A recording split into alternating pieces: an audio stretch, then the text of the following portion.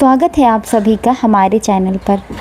क्या आप जानते हैं कि गणेश चतुर्थी की वह कौन सी प्रामाणिक और संपूर्ण कथा है जिसे सुने बिना यह व्रत अधूरा माना जाता है? और क्या आप ये जानते हैं कि इसी दिन चंद्रमा को देखने के कारण स्वयं भगवान श्री कृष्ण पर भी चोरी का झूठा कलंक लग गया था? जी हाँ, आज हम इसी वीडियो में आपको यह पौराणिक कथा स्कंदक मणि की संपूर्ण कथा सुनाने जा रहे हैं, जो भगवान गणेश ने स्वयं कलंक से मुक्त के लिए बताई थी। तो आइए पावन कथा को अंत तक पूरे भाव से अवश्य सुनिएगा। चलिए गणपति बप्पा का नाम लेकर कथा का प्रारंभ करते हैं। भाद्र मास के शुक्ल पक्ष की चतुर्थी, जिसे मुख्य गणेश चतुर्थी के रूप में भी मनाया जाता है, उसकी सबसे प्रामाणिक और संपूर्ण व्रत कथा स्कंदक मणि और चंद्रमा को दिए गए श्राप से जुड़ी हुई है। यही वह कथा है जिसके कारण इस दिन चंद्रमा के दर्शन करना वर्जित माना गया है। मैं आपको वही पौराणिक कथा विस्तार से प्रस्तुत कर रही हूँ जो शास्त्रों में, धार्मिक पुस्तकों में वर्णित है। आइए श्री गणेश चतुर्थी को प्रमाणित एवं संपूर्ण व्रत कथा का अध्ययन करते हैं। पौराणिक मान्यताओं के अनुसार एक बार भगवान गणेश अपने भक्त के घर में से भोजन करके प्रसन्न मुद्रा में अपने वाहन मूषक पर सवार होकर लौट रहे थे। उनका पेट लड्डुओं से भरा हुआ था। रास्ते में मूषक ने एक सर्प को देखा और भय के कारण उनका संतुलन बिगड़ गया, जिससे भगवान गणेश गिर पड़े। गिरने के कारण उनका पेट फट गया और सारे लड्डू बिखर गए। धैर्यपूर्वक सारे लड्डू उठाकर वापस अपने पेट में रखे। एक सर्प को पकड़कर कमरबंद की तरह अपने फेंट पर बांध कर लिया।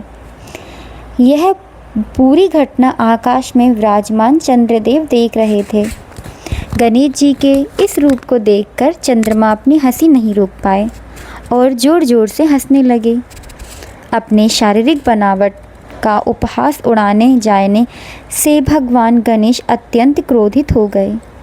उन्होंने चंद्रमा को श्राप देते हुए कहा, तुम्हें अपने रूप पर बहुत अभिमान है। मैं तुम्हें श्राप देता हूँ कि आज से तुम क्षय हो जाओगे, और जो कोई भी आज की तिथि भाद्रपद शुक्ल चतुर्थी पर तुम्हारे दर्शन करेगा, उस पर झूठा कलंक या चोरी का आरोप लगेगा।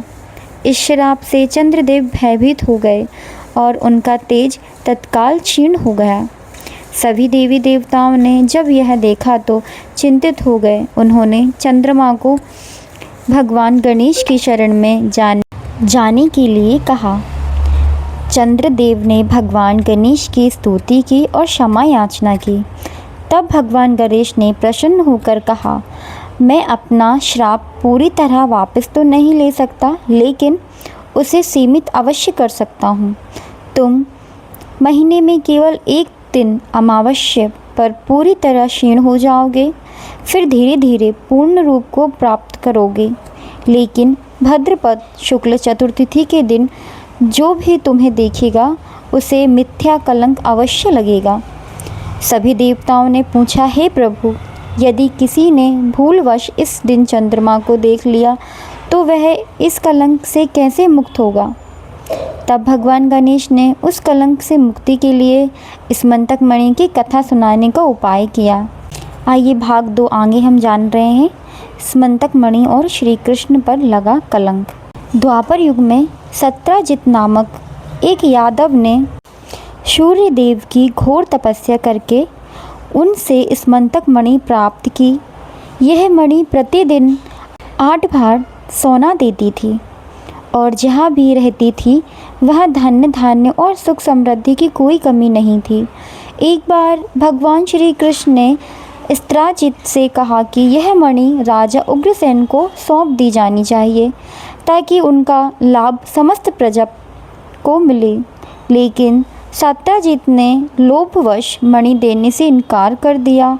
कुछ समय बाद सत्राजित का भाई प्रसेन उस मणि को गले में पहनकर शिकार खेलने के लिए वन को गया।